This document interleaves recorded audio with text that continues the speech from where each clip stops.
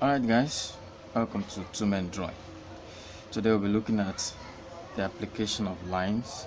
From the last class, we learned the types of lines used in drawing, and today we'll be looking at how those lines are used in drawing. What I have drawn here is simply called a link mechanism of a mechanical part. Now, we have different types of lines. I'm going to start with the thin continuous line. The thin continuous line is a light texture line that is used for the early stage in construction. It is faint, so this is a thin continuous line. Before you outline, the first line you draw is a thin continuous line. Then after that we have the thick continuous line. The thick continuous line is used to show the visible outline of, or the edges of the drawing. Every part you see visibly here used is the thick continuous line that have been used for that. Then and another type of line we talk about is the thin long chain. The thin long chain is used to show the center of an object. It is faint. It is thin like the thin continuous line is. So this is a thin long chain. Thin long chain. Now another one is used we call is the thick long chain. The thick long chain. The thick long chain is used to cut an object into two. It's also called cutting plane. So the thick long chain is used to slice an object into two. The thick long chain. For example, we have cut an object here, and we need to show how the inside of that object looks. This is a pivot in this link mechanism. So when this object is cut into two, this is what we are going to see, telling us in the particular direction to view. I'm going to talk about that direction later on in this video. So this is what we will see in the effect of the use of the thick long chain to cut the object into two. This view tells us this is what the inside of this object looks like when it's been sliced into two.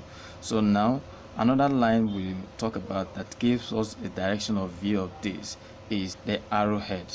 The arrowhead tells us that view your cutting in a particular direction, and this is the direction the arrow points to is what we are going to see, and that is what we are to represent in the drawing, and that's what we've done here.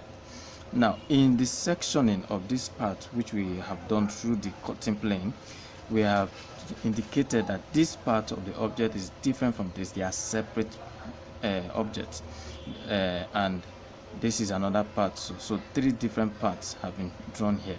This is a knot, a bolt that have been put here. We don't section a bolt in drawing.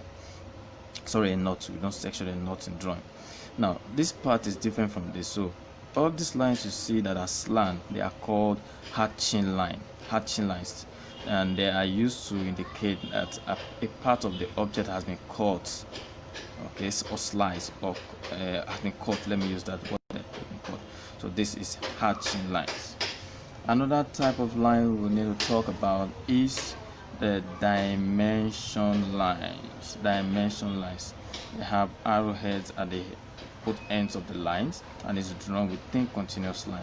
So this is the dimension line. It's telling us the dimension of the objects, and beside the dimension lines we have what is called projection lines.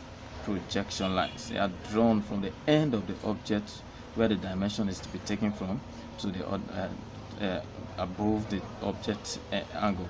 So these are the projection lines.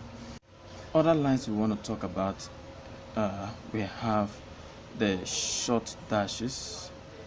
It is used to show hidden details. The short dashes. We have short dashes here and have another short dashes here. They are used to show that this part of the object have been covered by this object itself.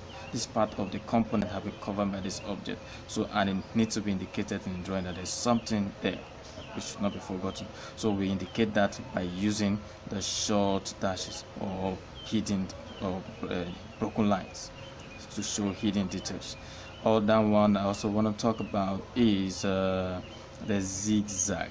The zigzag is used to show discontinuity, like I said in the last video, where an object is longer than necessary or longer than the length of the object, and we use a zigzag to show that this object has been cut, but it is meant to be longer than it is. Like this is the part which is a section, and you can imagine the length. If I'm to draw all that, it's going to be distortion in this object, this drawing.